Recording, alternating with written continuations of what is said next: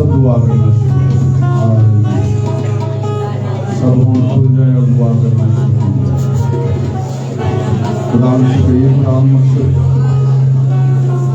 खुदा मुझसे कलाम का। हालेलुया। फरमा के मैं सुनता हूँ, बोल के मैं हाजिर हूँ। Hallelujah. Holy Spirit, the Spirit of God, we welcome you. Father, we come before you through the blood of the Lamb.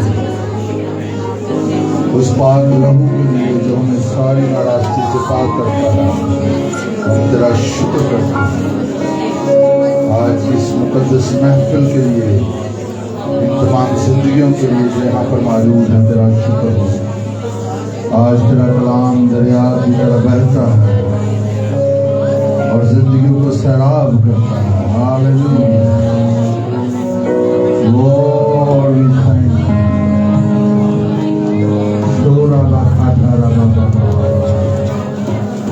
Holy Spirit, have your way. Take over. मैं खुद को पीछे करता हूँ, आपको मुझे अलाउ करता हूँ। आज एक एक जिंदगी से तू बोलता है बाप, मैं तेरा शुक्र करता हूँ।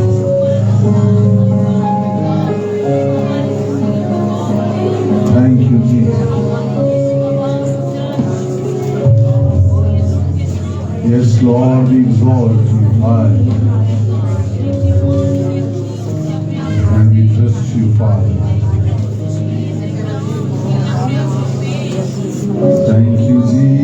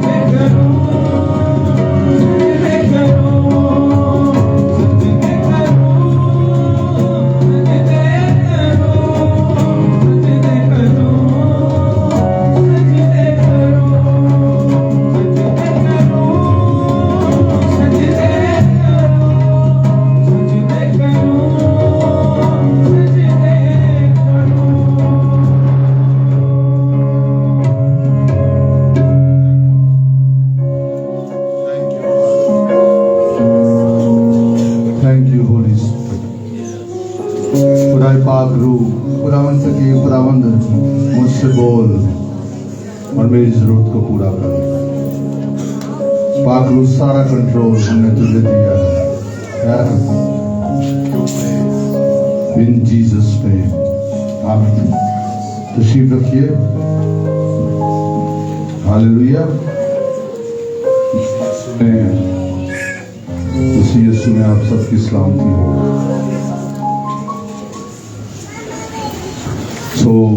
पिछले 2 संडे से हम ओबीडियंस पर सीख रहे हैं, फरमाबरदारी पर सीख रहे हैं।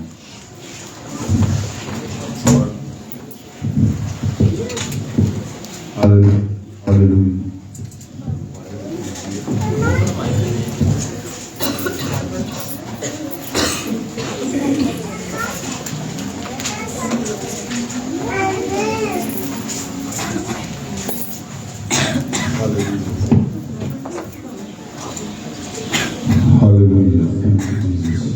इसके लिए जो हमने की स्क्रिप्चर यूज किया, सैमुअल की किताब,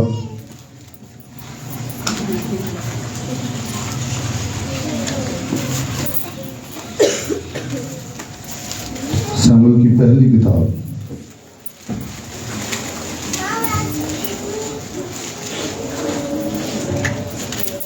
और उसका 15वां बाब। Thank you Jesus. ये याद रखें, हमने अगर आगे बढ़ना है तो उसके लिए ओबीडियंस, बात मानना, इसको आप किसी चीज से रिप्लेस नहीं कर सकते। आमीन। और आई स्ट्रांगली बिलीव, मैं इस बात पे बड़ा मजबूती से ईमान रखता हूं कि खुदा चाहता है कि हम इस सादा सच्चाई को अपनी जिंदगी में इस साल में मजबूत कर लें, ताकि ये भी साल अगर प्रोडक्टिव नहीं रहा दूसरे सालों की तरह, तो फिर इसका मतलब है नाफरमानी जिंदगी में रही है। और खुदा नहीं चाहता कि हमारे साल जो है वो वेस्ट हो जाए। आमीन। हर साल तो नया मौका है। अगर हम बारीकी से देखें तो हर दिन नया मौका है।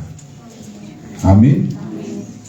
हर जब दिन खुदा हमें दे देता है तो एक नया मौका हमें मिल जाता कि हम देखिए, जो माजी में हो चुका उसे हम तब्दील नहीं कर सकते, लेकिन जो आगे होना है उसे हम खुदा की मदद से तब्दील कर सकते हैं।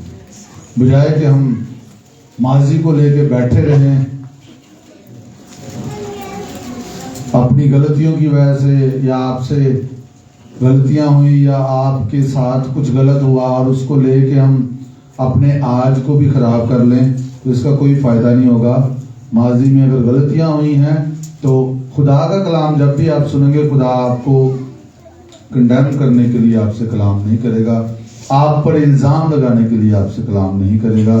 खुदा अगर आप पर रोशनी डालता है अपने कलाम से, तो उसका मकसद ये है कि आपके सामने एक चैलेंज आ जाए, आप तौबा करें और आगे बढ़ जाएं। आमीन। खुदा का काम ये नहीं है कि वो हम पर इल्जाम लगाता रहे बिठा के, वो हमें आगे बढ़ाना चाहता है। हालेलुया। और इसके लिए जो एक इंपॉर्टेंट फैक्टर है वो ओबीडियंस है। वो क्या है? फरमाबरदारी, ओबीडियंस। साउल की जो स्टोरी है वो हमारे सामने बहुत जबरदस्त एग्जाम्पल है। हमने लास्ट संडे हमने ओबीडियंस के फ्रूट को देखा कि जिन्होंने ओबीडियंस की उन्होंने फ्रूट पाया। हमने पतरस को देखा कि उसने अपनी कश्ती सिर्फ दी थी यीशु मसीह को, और लिखा है यीशु मसीह ने कश्ती में बैठकर क्या किया? तालीम दी। क्या किया? किंगडम के लिए वो कश्ती इस्तेमाल हुई, बादशाही की वुसअत के लिए। और उस वक्त वो अपना कामकाज कर चुके थे और फ्रस्ट्रेटेड भी थे, परेशान भी थे, क्योंकि उन्होंने रात भर मेहनत की थी लेकिन कुछ भी हाथ नहीं आया। और इसी सूरत हाल में यीशु मसीह आके उसे कहते कि कश्ती जरा दारी दे दे। इस पर हमने लास्ट टाइम बात की थी और ये बड़ी इंपॉर्टेंट बात है, इसकी तरफ हम आएंगे। सो पहले जरा ये हवाला पढ़ लें, 15वां बाब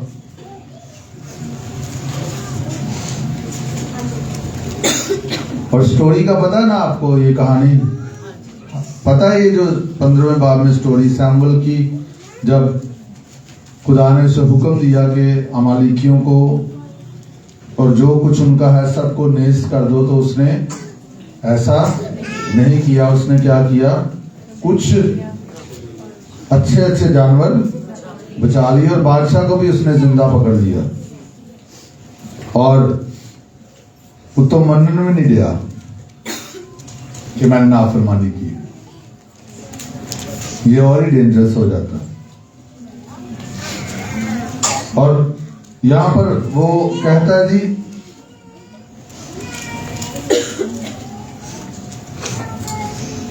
पंद्रहवीं आयत में साउल ने कहा ये लोग उनको अमालिकियों के हाथ से ले आए हैं, इसलिए कि लोगों ने अच्छी अच्छी भेड़ बकरियों और गाय बैलों को जीता रखा ताकि उनको खुदावन तेरे खुदा के लिए ज़बह करें, और बाकी सबको तो हमने नेस्त कर दिया। तब शमूएल ने साउल से कहा, ठहर जा और जो कुछ खुदावन ने आज की रात मुझसे कहा है वो मैं तुझे बताऊंगा। उसने कहा, बताइए।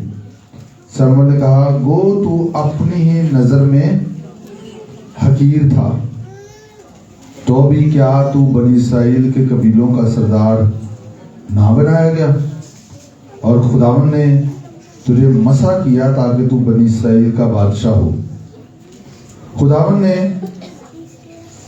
तुझे सफर पर भेजा और कहा कि जा और गुनहगार अमालिकियों को नेस्त कर, और जब तक वो फना ना हो जाए उनसे लड़ता रहे।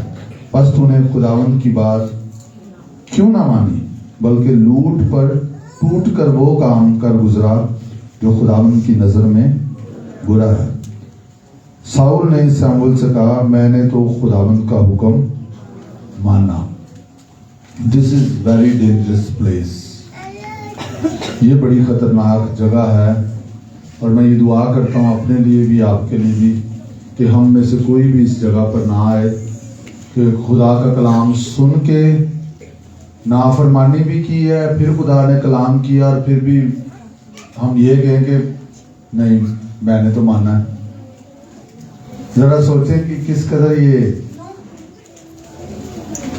पैथेटिक, किस कदर ये अफसोसनाक मुकाम है कि आप रियलाइज ही नहीं कर रहे, करना नहीं चाहते। हालांकि क्या है, मान जाए तो आजाद हो जाएंगे, मानेंगे नहीं तो आजाद नहीं होंगे। किसी मसले को मानेंगे तो उसका हल निकालेंगे, मानेंगे तो नहीं तो मसला वहीं पर पड़ा रहेगा। आमीन। और हमारे मसाइल तो जब आज की हम बात करें वो तो यीशु मसीह ने हल किए हैं।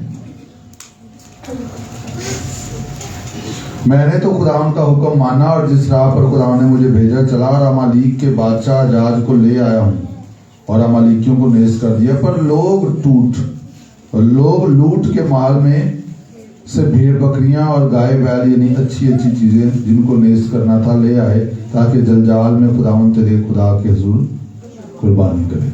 और इसके जवाब में शमूएल ने कहा, क्या खुदावन सौख्तनी कुर्बानी और ज़बीहों से इतना ही खुश होता है जितना इस बात से कि खुदावन का हुक्म माना जाए? देख, फरमाबरदारी कुर्बानी से और बात मानना मेंढों की चर्बी से बेहतर है, क्योंकि बगावत और जादूगरी बराबर हैं और सरकशी ऐसी ही है जैसे मूर्तों और बुतों की परस्तिश।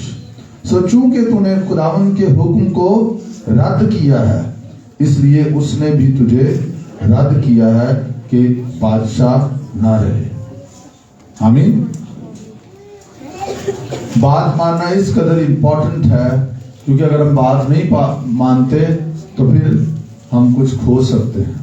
और यहाँ पर खुदा ने ये डिसाइड नहीं किया, हम पहले भी इस पे बात कर चुके हैं। Holi spirit help us. खुदा ने साउल को ही चुना था। सैमुअल को खुदा ने बताया था कि ये शख्स है, बिन्यामीन के कबीला से है, इस टाइम मिलेगा।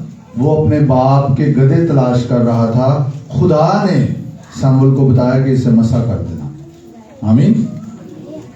और सैमुअल ने साउल को खुदा के कहने से मसा किया था। खुदा, साउल जो है वो खुदा की चॉइस था। और शुरू में तो वो ओबीडिएंट रहा और वो हम्बल भी था। इवन लोगों ने उसके बारे में बुरी बातें भी कही। जब वो बादशाह बनने के लिए जा रहा था, उसने उनको कुछ नहीं कहा। वो इस कदर उस वक्त हम्बल था। लेकिन लेटर ऑन जब उसके पास पावर आई तो फिर वो खुदा की राह से हटना शुरू हो गया। एक दफा उसने वो काम कर डाला जो सैमुअल को करना था, प्रॉफिट को करना था, नबी को करना था, और उसने वो किया। उसने कुर्बानी चढ़ा दी। वो भी हमें पता है लोगों की वजह से कि कहीं लोग इधर उधर ना हो जाए। वो भी खुदा को पसंद नहीं आया। और फिर उसके बाद ये वाकया आपको मिलता है जब खुदा ने उसे वाज़ेह इंस्ट्रक्शन दी और उसने खुदा की नाफरमानी की। तो उसका रिजल्ट क्या निकला? फिर खुदा ने कह दिया कि चूंकि तूने खुदा की के हुक्म को रद्द किया, इसलिए उसने भी तुझे रद्द किया। क्या खुदा था इसकी बादशाही के छीनने की वजह? नहीं, उसकी नाफरमानी थी उसकी। अब देखिए यहां पर नाफरमानी करके भी वो काफी देर बादशाह रहा।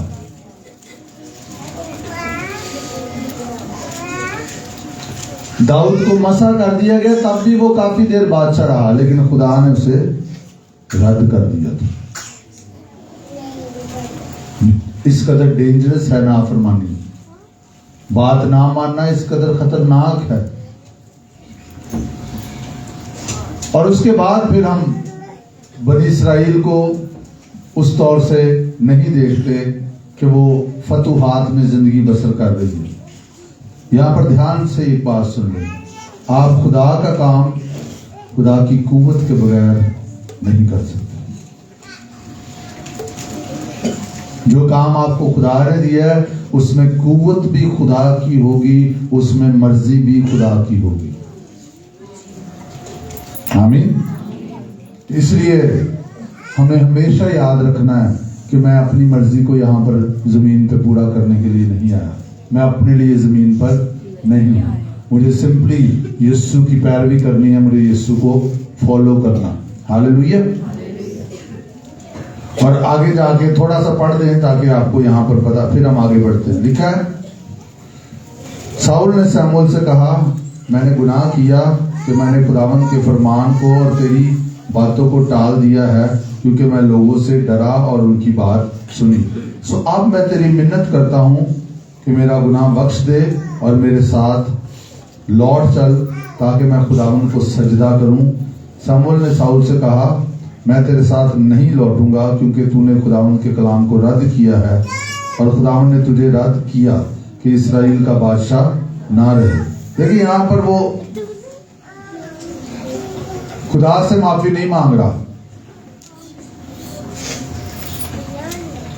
यहां पर वो खुदा से माफी नहीं मांग रहा। सैमुअल को कह रहा कि तू मेरे साथ चल ताकि मैं खुदावंद को सजदा करूं। और खुदा सैमुअल उसे पहले ही बता चुका है कि इंज दे सजदे खुदा नू नहीं चाहिए, ऐसी कुर्बानियां खुदा को नहीं चाहिए। और रीजन देखें आगे क्या बताता है। सैमुअल ने कहा, नहीं मैंने नहीं जाना तेरे साथ। और जैसे ही सैमुअल जाने को मुड़ा, साउल ने उसके जुबा का दामन पकड़ लिया और वो चाक हो गया। तब सैमुअल ने उससे कहा, खुदावन ने इस्राएल की बादशाही तुझसे आज ही चाह करके छीन ली और तेरे एक पड़ोसी को जो तुझसे बेहतर है दे दी है। और जो इस्राएल की कुव्वत है वो ना झूठ बोलता है और ना पछताता है, क्योंकि वो इंसान नहीं है कि पछताए। उसने कहा, मैंने गुनाह तो किया है, तो भी मेरी कौम के बुजुर्गों और इस्राएल के आगे मेरी इज्जत कर। सुनने क्या कह रहा है? मैंने गुनाह तो किया है, फिर भी मेरी इज्जत कर। तू इज्जत कराना चाहना तो तू गुनाह ही ना कर। मैं और आप अगर इज्जत करवाना चाहते हैं तो हम ओबीडियंट हो। नाफरमानी में कौन सी इज्जत होगी? Obedient to God. उसने कहा, मैंने गुनाह तो किया है, तो भी मेरी कौम के बुजुर्गों और इस्राएल के आगे मेरी इज्जत कर और मेरे साथ लौट चल, ताकि मैं खुदावन तेरे खुदा को सजदा करूं। बस शमूएल लौट कर साउल के पीछे हो लिया और साउल ने खुदावन को सजदा किया। कितना सजदा होएगा आप इमेजिन कर सकते हैं। और सुने, अब यहाँ पर हम आगे बढ़ने लगे। चर्च में नाफरमानी में सजदे हो रहे हैं।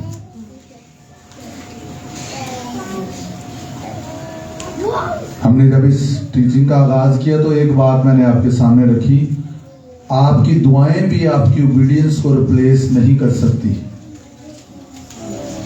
आप कहेंगे मैं नाफरमानी करूं और दुआ करता रहूं, नो। जब आपको कोई बात करने के लिए कही जा रही है तो वो आपके दुआ करने से भी ज्यादा जरूरी है उसको करना। और ये आपकी ओबीडियंस किसी भी शख्स या खुदा के सामने ये एलानिया इजहार है। सुने ध्यान से ये बात, ये एलानिया इजहार है कि मालिक तू है, मैं नहीं हूं। सिर्फ कहने से नहीं है। आमीन। एक हवाला निकालिए मेरे साथ, याकूब का खत याकूब का खत उसका 3रा बाब, याकूब का खत उसका 3रा बाब और उसकी 13वीं आयत पढ़ेंगे।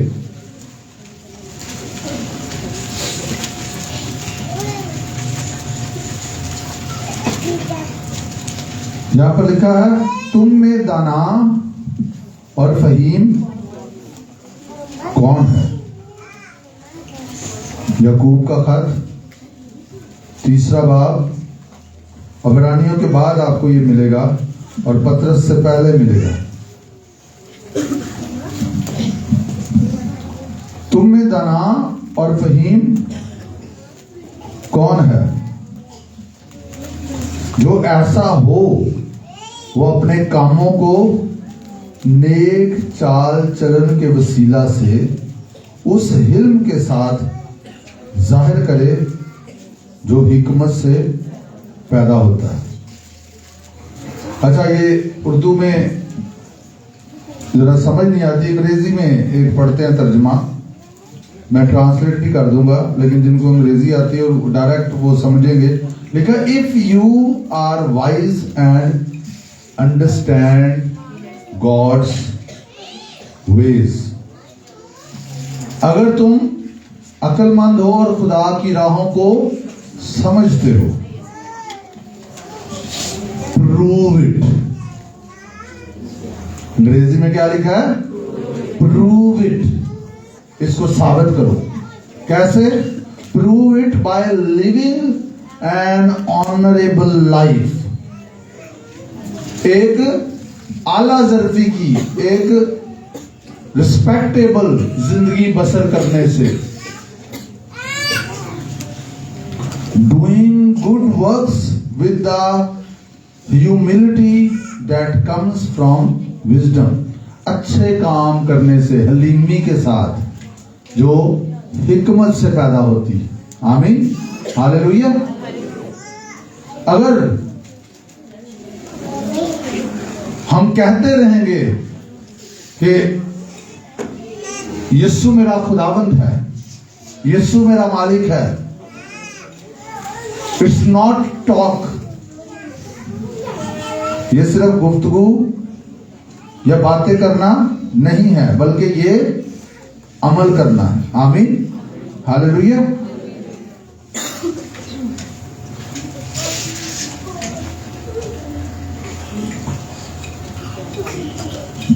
एक और तर्जमे में पढ़ता हूं, वहां पर सेम यही अल्फाज इस्तेमाल हुए हैं। ये मैंने आपके लिए न्यू लिविंग ट्रांसलेशन पढ़ी है। देखें, खुदा के लोगों जब आप स्टडी करते हैं और अगर आप बाइबल को और अच्छे तरीके से पढ़ना चाहते हैं तो और भी जो तराजम है उनको जरूर पढ़ें साथ, आपको और अच्छी समझ आएगी। आमीन। तो अगर आप इतना पढ़ नहीं सकते तो फिर सुने जरूर। यहां पर मैं पढ़ता हूं दूसरा एक तर्जुमा, वहां पर क्या लिखा है? वहां पर लिखा है, do you want to be counted wise,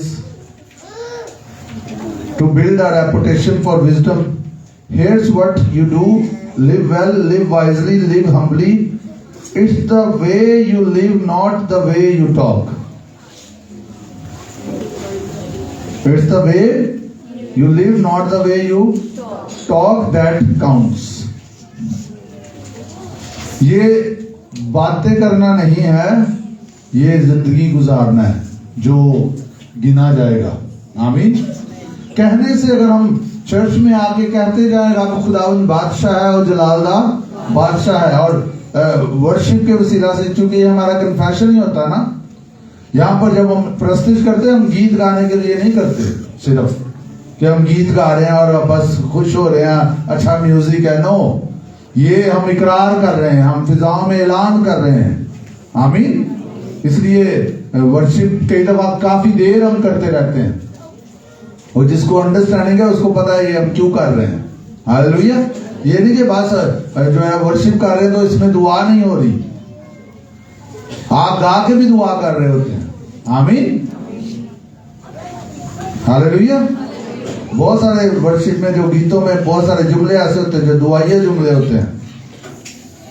मेरे पिता ये मेरी दुआ यीशु की मानिद, ये क्या कर रहे हैं आप प्रेयर कर रहे हैं और आप इंटेंसिटी के साथ कर रहे हैं। हालेलुया।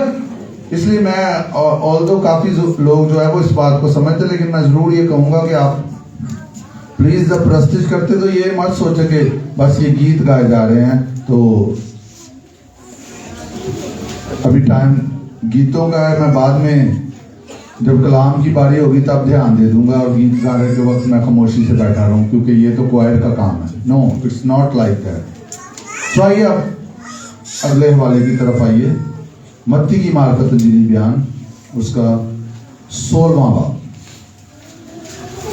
मत्ती की मार्फत इंजीली बयान, उसका 16वां बाब। हमारी जिंदगियों का मालिक कौन है? बोलिए जरा, बुलंद आवाज से बोले, कौन है मालिक? खुदावंद यीशु। और उसकी मर्जी चलेगी, हमारी मर्जी नहीं चलेगी। सबसे अहम काम यही है कि अपनी मर्जी को खुदा की मर्जी के ताबिया करें, और यही खुदा हमें सिखा रहा है पिछले 3 संडे से। ये है ओबीडियंस। जब आप नाफरमानी करते हैं, जब आप खुदा की बात नहीं मानते, आपको पता चल जाता है। अगर आप रूह में हसास हैं, सेंसिटिव हैं, आपको पता चल जाता है आपने मिस किया,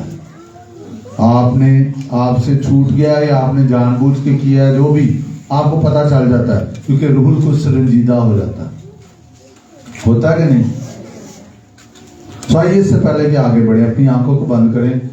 इसी दौरान अगर आपको लगता है कहीं पर भी आपसे कोई ऐसी मिस्टेक हुई है, आप सुन रहे हैं और आप वो कनेक्शन जो है वो उसको नहीं समझ पा रहे, कनेक्शन टूटा हुआ आपको लग रहा है, फेलोशिप टूटी हुई लग रही है, तो आइए इकरार करें खुदा के जुड़, कहें खुदा हमसे शख्सी तौर पर, खुदा पाक रूह, जहां पर मैंने तुझे रंजीदा किया, जहां पर मैंने तेरी बात को नहीं सुना, जहां पर मैंने नाफरमानी की है, जानते हुए या ना जानते हुए, मैं इकरार कर, मुझे माफ कर।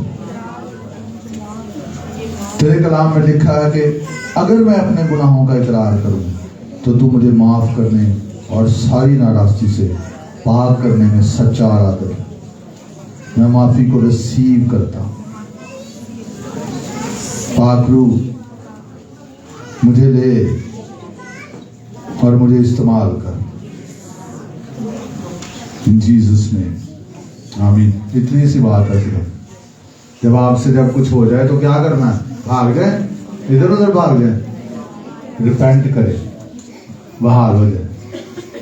रिपेंट करें, भाग। आप जब कलाम सुन रहे हैं आपको लग रहा है कि यार मेरे वास्ते ही हैगा, तो मेरे नाल ही गल होने नहीं है, तो फिर क्या करें? वो जिस परेशान होके बैठे हुए मैं नहीं, क्या करें? उधर ही बैठे बैठे खुदा के हुजूर माफी मांगे और फौरन बहाल हो जाए। हालेलुया। क्योंकि वो हमसे प्यार करता है, वो हमें बहाल करेगा। हालेलुया। सो 24वीं आयत, यीशु मसीह हमारा खुदावंद है। और यहां पर क्या लिखा है? उस वक्त यीशु ने अपने शागिर्दों से कहा। कौन कौन यीशु का शागिर्द यहां पर बैठा हुआ? हाथ ऊपर करें। आमीन। अच्छा, शागिर्द की मर्जी होती है, उस्ताद की मर्जी होती है?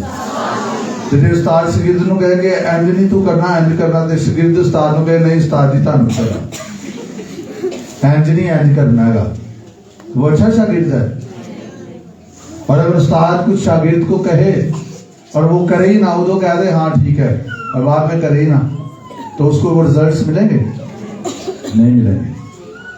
तो यहाँ पर यीशु मसीह ने अपने शागिर्दों से कहा, अगर कोई मेरे पीछे आना चाहे तो अपनी खुदी का इनकार करे और अपनी सलीब उठाए और मेरे पीछे हो ले। क्योंकि जो कोई अपनी जान बचाना चाहे उसे खोएगा, और जो कोई मेरी खातिर अपनी जान खोएगा उसे पाएगा।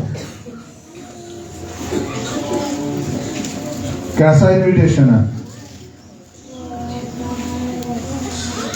यीशु मसीह ने कैसा इन्विटेशन दिया शागिर्दों को? अभी वो शागिर्द हो चुके हैं, यीशु मसीह के शागिर्द हैं, चुन लिया गया है उनको। यीशु मसीह अब क्या इन्विटेशन दे रहा है? क्या करो? अपनी खुदी का इनकार करो और अपनी सलीब को उठाओ।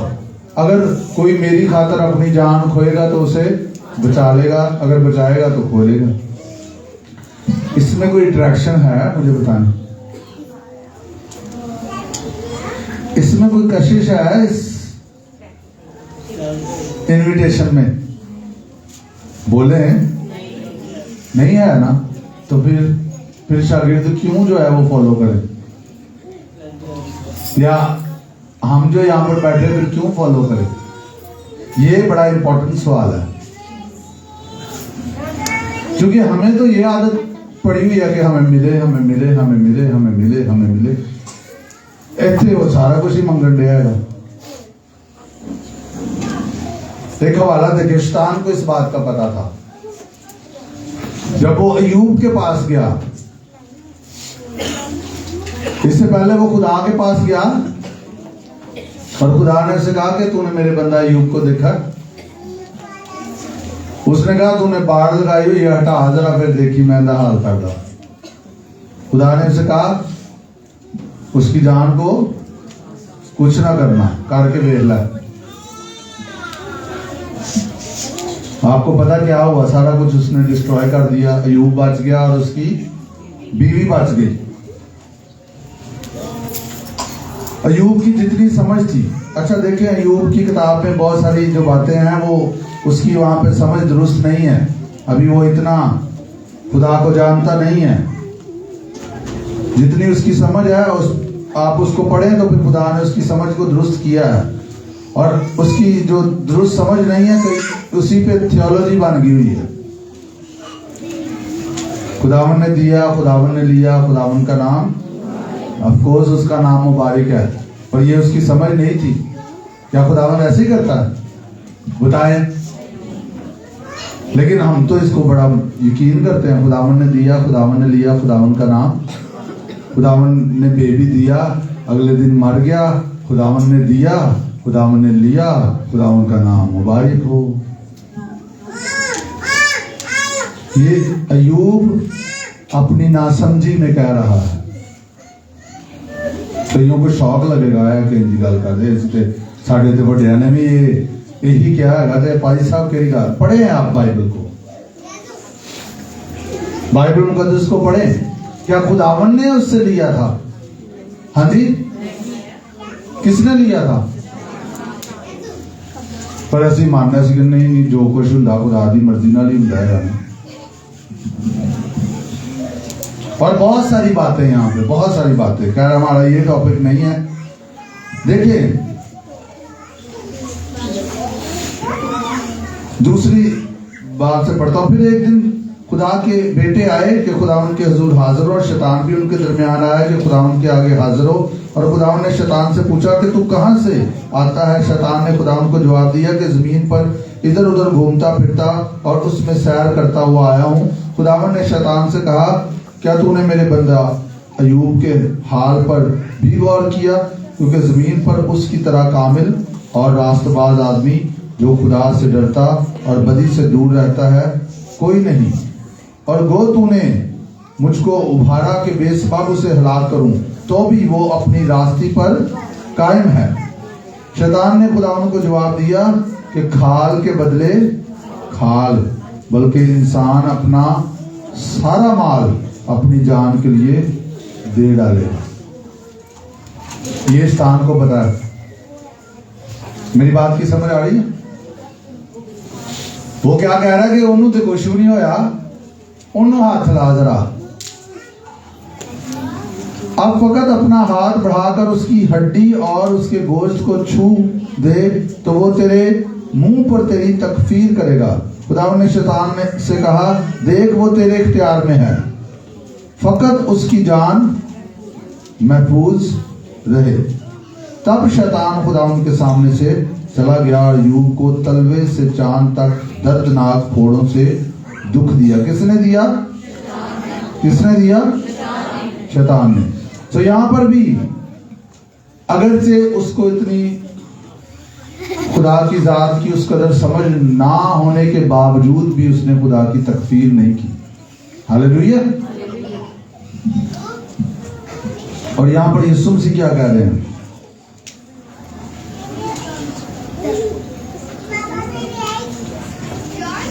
अगर कोई मेरे पीछे आना चाहे तो अपनी खुदी का इनकार करे और अपनी स्लीप को उठाए और मेरे पीछे हो ले। हालेलुया। इस मैसेज में कोई ट्रैक्शन नहीं है अगर हम इसको सतही तौर पर लेते हैं। लेकिन कितने लोग सेमिनार में थे? काफी लोग थे। फिर आप समझ सकते हैं, जब आप यीशु मसीह को जान जाते हैं ना, तो फिर ये करना आपके लिए आसान है। साझा बात है, जब आप यीशु मसीह को जान जाते हैं, आप उसकी मोहब्बत को जान जाते हैं, जब आप उसकी अजमत को जान जाते हैं, तो फिर आपका उसके लिए जीना आसान होता है, अपनी खुदी का इनकार करना आसान होता है, क्योंकि उससे ज्यादा मुझे और आपको और कोई मुतमिन नहीं कर सकता।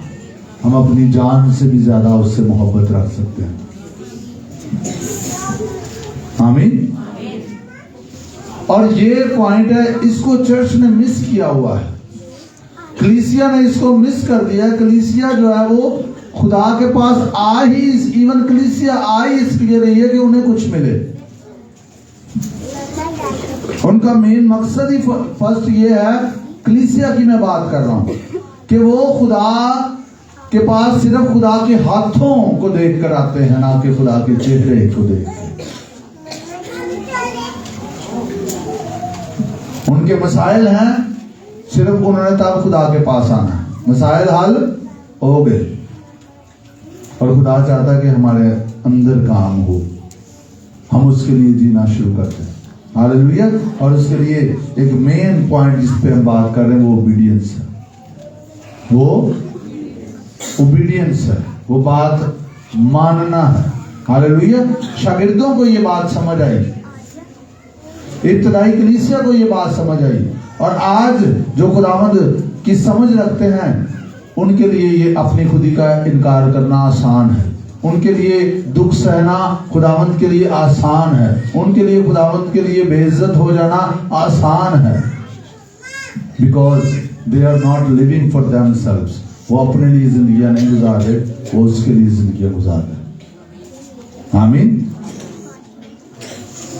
चर्च को यही चीज प्योर कर सकती है,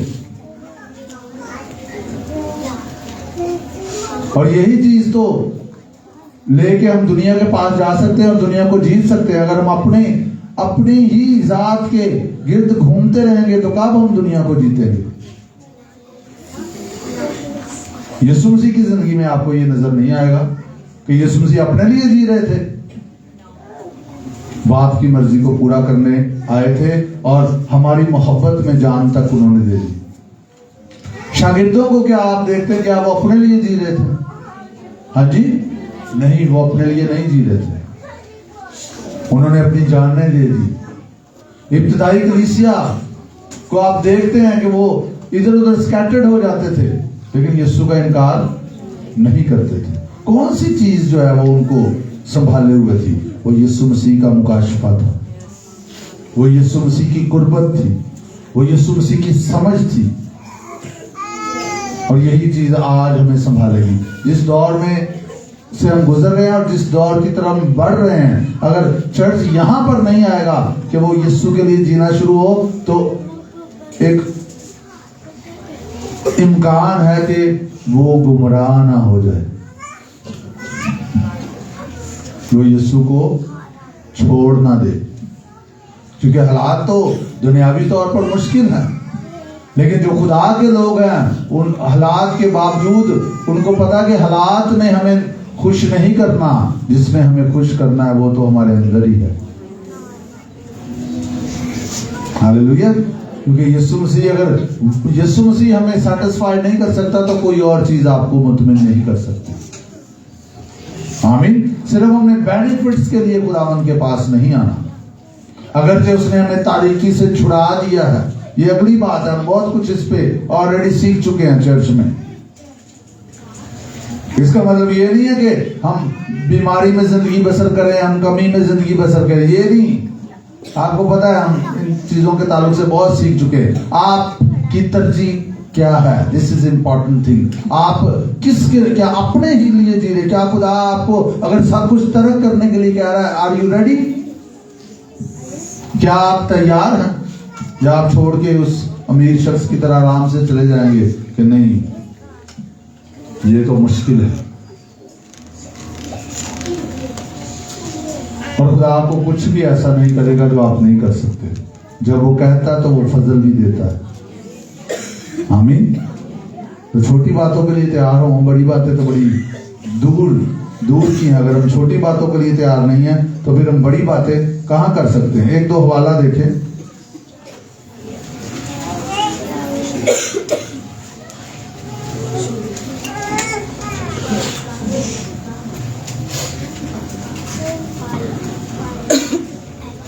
हमारी जिंदगी में थोड़ा सा कोई काम ना हो तो हम परेशान होकर बैठ जाते हैं, फिक्रमंद होकर बैठ जाते हैं, कलाम पर शक करना शुरू कर देते हैं। अगर आपकी जिंदगी में कुछ जाहिर नहीं हुआ, कुछ आपको नजर नहीं आ रहा, तो इसका मतलब कलाम जो है वो पूरा नहीं हुआ या कलाम पूरा नहीं होगा। आप नाकाम हो गए, कोई बात नहीं। कलाम की आयत जो कल जिस पे आप ईमान रखने में नाकाम हुए हैं, आप हुए हैं, अगले दिन बाइबल खोलेंगे, आयत वही है। फिर से अपने आप को वहां पर मजबूत करें। हालेलुया। बजाय कि आप कहेंगे वो ये तो जो है ना वो हुआ नहीं है मेरी जिंदगी में। आपकी जिंदगी में अगर ये नहीं हुआ तो इसका मतलब ये नहीं है कि कलाम जो है वो सच्चा नहीं है। कलाम तब्दील हो गया है, अगले दिन भी वही है। फिर से ट्राई करें। आमीन। बजाय के परेशान हो जाए, फिक्रमंद हो जाए। एक बात, इससे पहले कि मैं हवाला पढ़ूं, एक बात, सादा सी बात है लेकिन सारी जिंदगी के लिए याद रखने की बात। क्या खुदा सच्चा है? बुलंद आवाज से बता, क्या उसका कलाम सच्चा है? अगर हमें ये पता है ये कलाम सच्चा है, इसमें जो वादे हैं उसकी डिटेल आपको पता है, जो बाइबल पढ़ते हैं, जो सुन रहे हैं। अगर कलाम सच्चा है, खुदा के वादे सच्चे हैं, तो अगर आपके हालात उसके साथ मैच नहीं कर रहे तो लिखा है हर एक इंसान झूठा ठहरे, खुदा सच्चा ठहरे। आमीन। तो आपके हालात वो सच्चाई से बढ़कर नहीं है, उनको आप कलाम से ऊपर यकीन करना मत शुरू कर दे। आप अगले दिन भी उन हालात का इनकार करें और स्टिल जो खुदा का कलाम लिखा हुआ उसका यकीन करें, क्योंकि आपके अंदर ये बात डीप रहनी चाहिए, लफ्जों तक नहीं बल्कि आपके दिल में कि खुदा का कलाम सच्चा है। अगरचे मेरे हालात में मुझे इसकी जो है वो तजर्बा मैं नहीं भी कर रहा, लेकिन ये सच्चा है, मैं ईमान पर कायम रहूंगा, हालात की वजह से खुदा के कलाम पर शक नहीं करूंगा। और चर्च के लोग परेशान हो जाते, थोड़ा सा वक्त लग जाए ना किसी चीज में, परेशान होकर बैठ जाते, जल्दी जल्दी इब्लीस उनको कंडेम करना शुरू कर देगा, तू इतना अच्छा नहीं है, तेरा ईमान नहीं है। ईमान सबके पास है जब आपने यीशु को कबूल कर लिया, ईमान आप में डिपॉजिट किया गया है। This is a gift of God in you. इस्तेमाल हमने करना। ईमान सुनने से पैदा होता है, सुनना मसीह के कलाम में। सारा दिन आप मसले पर फोकस करते रहेंगे, फिर आप दुआ करेंगे कुछ होगा नहीं, और आप कहेंगे कि कुछ भी नहीं होया। सारा दिन मसले पे फोकस करने की बजाय खुदा की जात पर, उसकी बातों पर गौर करें, आपको खुद ही फील होना शुरू हो जाएगा। और जब आपको ना भी नजर आएगा, आप कहेंगे नहीं, खुदा का कलाम सच्चा है। क्योंकि जब आप खुदा के कलाम पर गौर करते हैं, ये आपको इंपावर करना शुरू कर देता है, ये आपको उठा के खड़ा कर देता है। आप बावजूद अपनी जवाब को फिजिकल रैलम में ना देखते हुए भी खुदा की बातों पर शक नहीं करेंगे। आमीन। मेरी बात की समझ आई है? कोई मिसअंडरस्टैंडिंग लेके यहाँ से ना चला जाए। लेकिन बावजूद इसके ये जो बुलावा यहाँ पर है खुदी के इनकार का, बाइबल स्कूल में हमने इसको डिटेल से देख रहे हैं। हम हर हमारे सेशन में एक इसका पूरा कोर्स है, जो बाइबल स्टूडेंट है उनको और समझ आ रही होगी जो हम बात कर रहे हैं। आपकी जिंदगी की तरजीह उसके लिए जीना है। आमीन। और बाकी जो उसने कर दिया है वो आप उसका एक्सपीरियंस करेंगे, लेकिन आप अपने लिए उसके पास नहीं है। हालेलुया। सो जब शागिर्दों को इस बात की समझ आई है तो उनकी जिंदगियों में किसी भी तरह के हालात ने उनको दबाया नहीं है। मेरे साथ हवाला देखिए,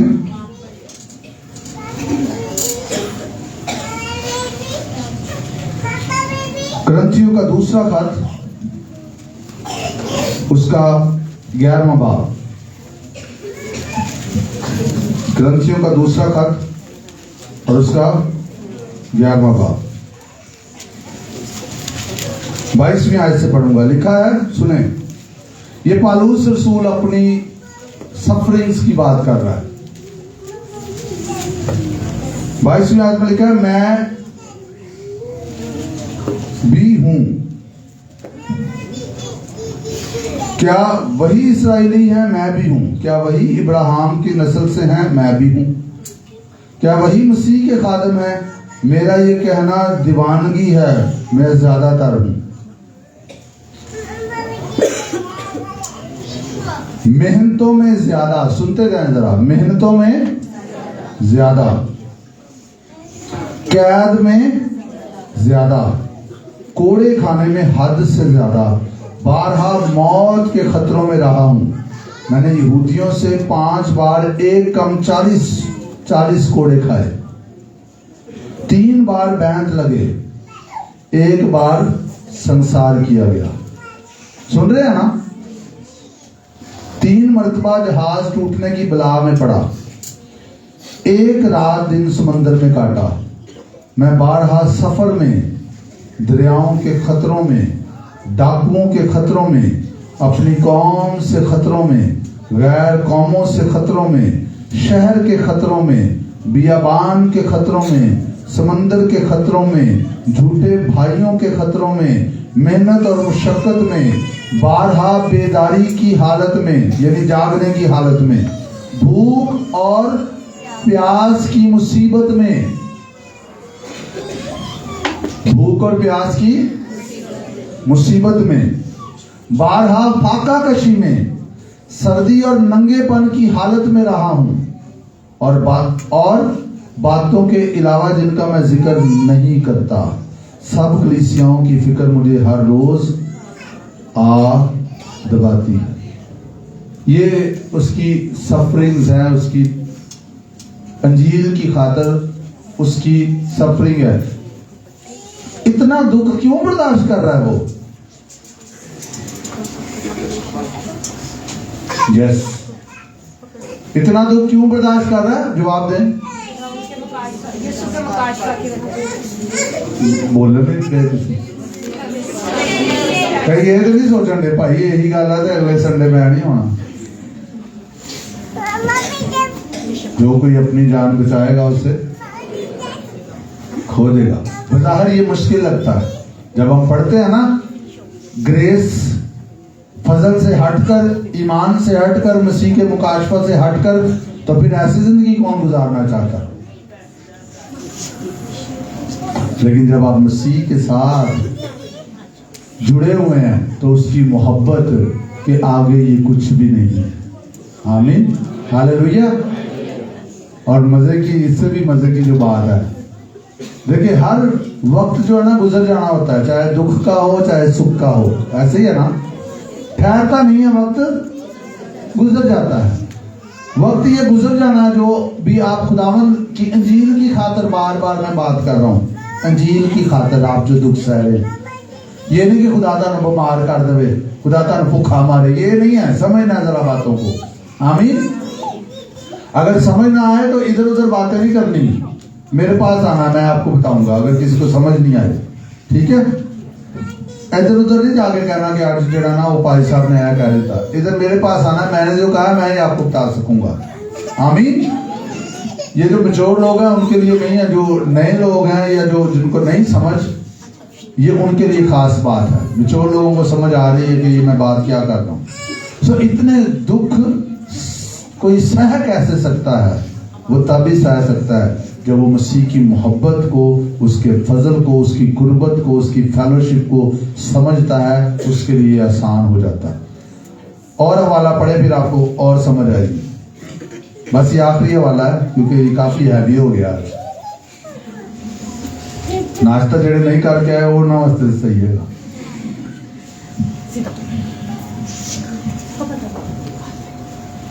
और ये जरूरी, आखिरी दौर में ये जरूरी है। रोमियो 8वां बाब,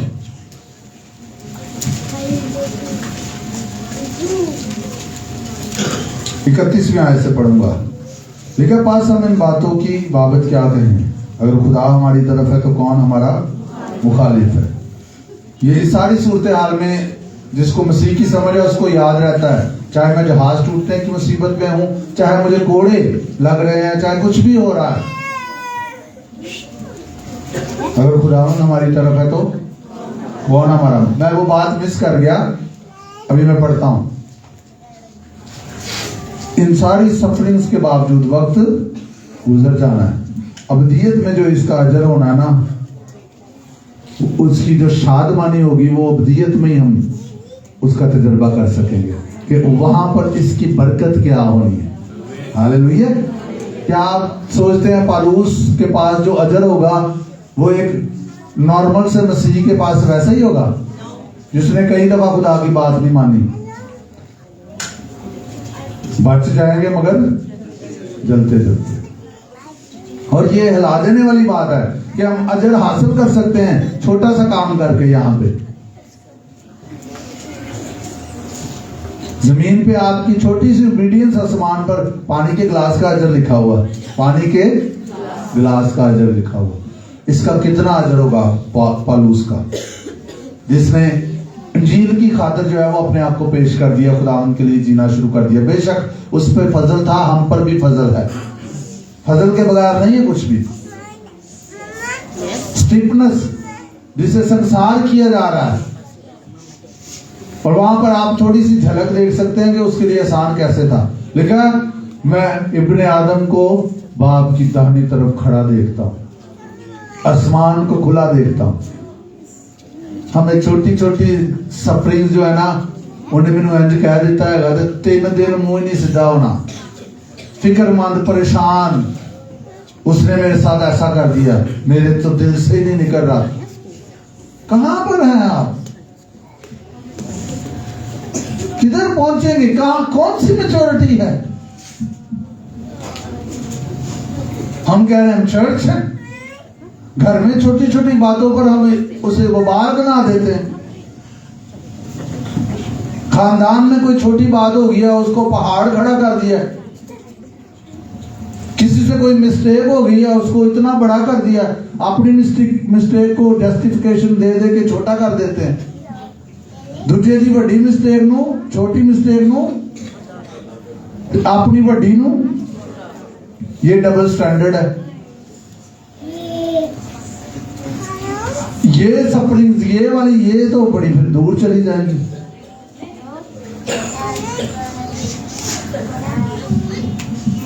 हम राइट्स चाहते हैं, यीशु कहता खुदी का इनकार करो।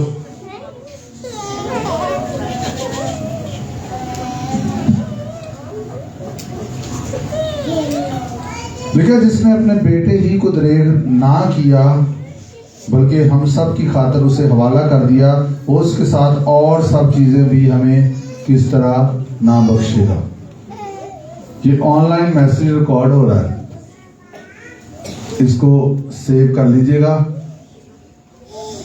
और कई दफा सुने बाद में भी, और दूसरों के साथ भी शेयर करें जो आपको आगे अच्छे भले कुछ होते हैं अपनी फिक्र सुना के परेशान कर देंगे ना, उन्होंने मैसेज भेज देना। मसीह की सफरिंग्स देखें, खुदा के लोगों की सफरिंग, ताड़ियां कड़ियां सफरिंग्स ने। साढ़े घर गैस नहीं आंदी, यही बड़ी सफरिंग हो जाती है। बिजली नहीं आई, ये सफरिंग हो गई। मैं सही कह रहा हूं, इससे इरिटेट हुए होते हैं। मैं ये नहीं कह रहा आप इन चीजों को जो है ना वो बर्दाश्त करें और इनकी वैल्यू नहीं, मैं ये नहीं कह रहा। ये कौन सी सफरिंग्स है?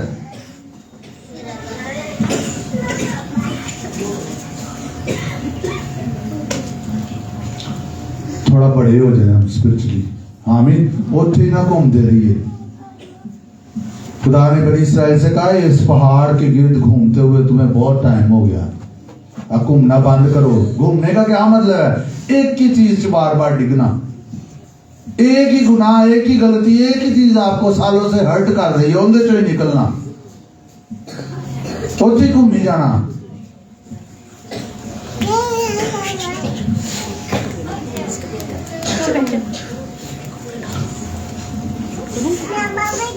जंप करते जल्दी से 35वीं आयत लिखा, वो कहता है कौन हमको मसीह की मोहब्बत से जुदा करेगा? मुसीबत, असि कहते की मुसीबत है।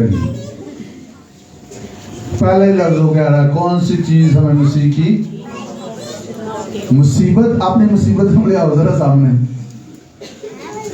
कई वास्ते बंदे ही मुसीबत ने, बंदे यानी पीपल, कई सामने वो आ गए ने, है मेरी बड़ी मुसीबत।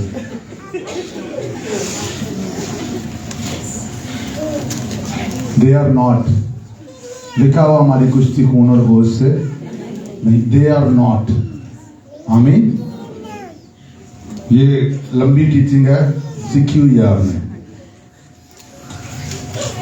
वो कहता है कौन सी चीज हमको मसीह की मोहब्बत से जुदा करेगी? जब ये मुसीबत की बात कर रहा, दिस इज रियल वन। मैं ये नहीं कह रहा कि दूसरी चीजें जो है ना वो आपको परेशान नहीं करती, पर क्या है जब हम बाइबल को पढ़ते हैं उसके सामने ये क्या है? कुछ भी नहीं है।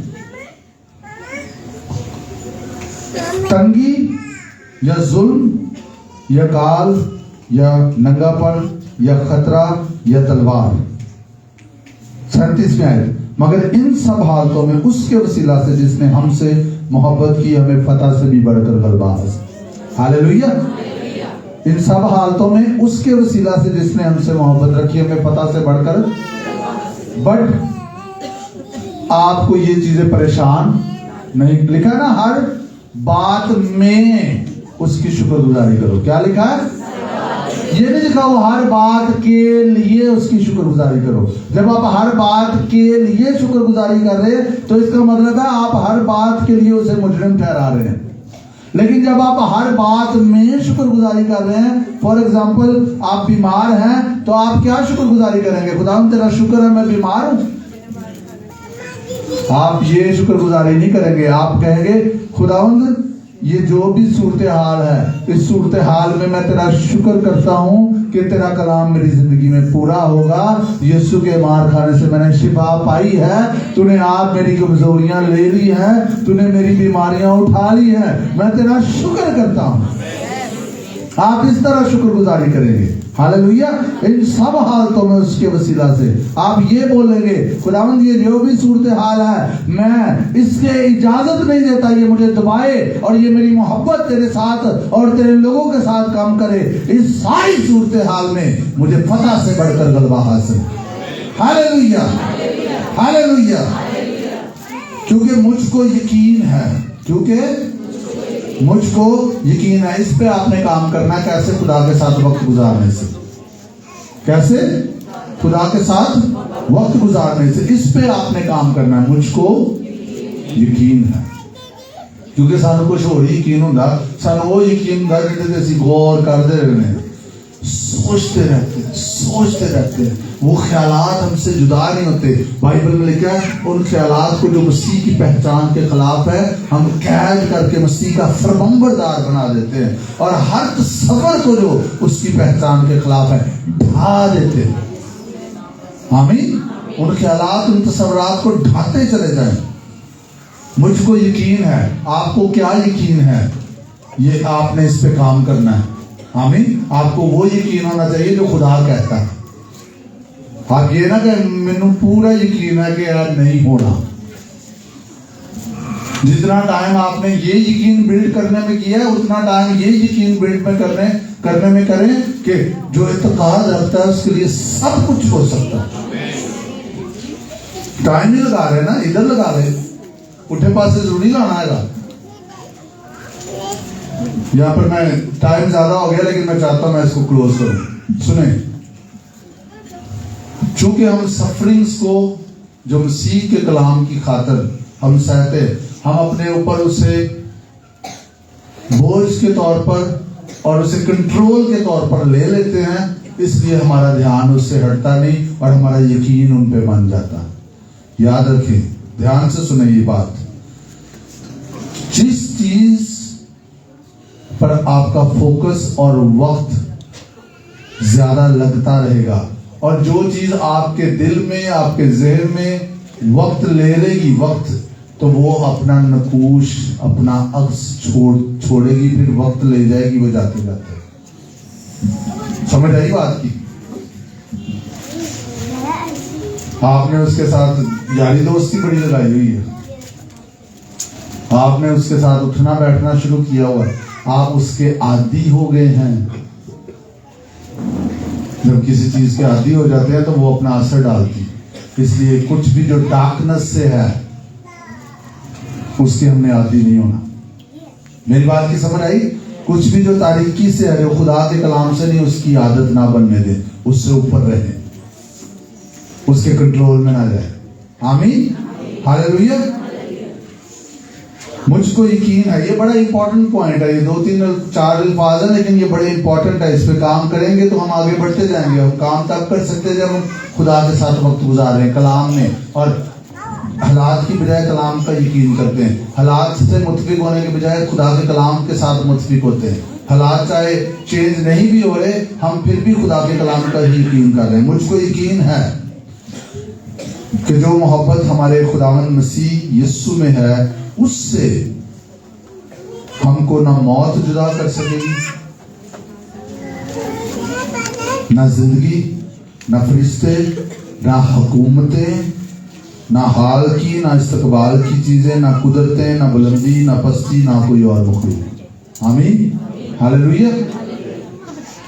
तो आइए अपने आप को हम खुदा के हुजूर पेश करें, ओबीडियंस के लिए, ताबिया करने के लिए, इस बात की समझ के साथ कि पुराना इंसान मसलूब हो चुका है और अब मैं नए सिरे से पैदा हो चुका हूँ। अब अबलीस का, पुरानी इंसानियत का मुझ पे कोई इख्तियार नहीं है। अब मैं ब्रांड न्यू हूँ, नया मखलूक हूँ, खुदा का रूह मुझ में रहता है। हालेलुया। ओल्ड नेचर याद रखें, ओल्ड नेचर को क्रूसीफाइड, नेचर को क्रूसीफाई किया गया, ओल्ड नेचर को क्रूसीफाई किया गया, न्यू नेचर इम्पार्ट कर दी गई है, new spirit, brand new spirit दे दी गई है। हालेलुया। आइए, जैसे हमें बना दिया गया है वैसे चलना शुरू करें। आमीन।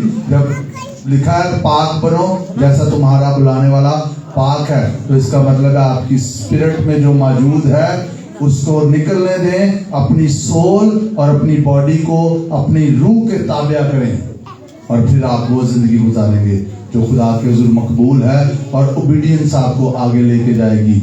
आप खुदा की हजूरी में मकबूल ठहरेंगे और आसमान पर आपका बहुत अजर होगा।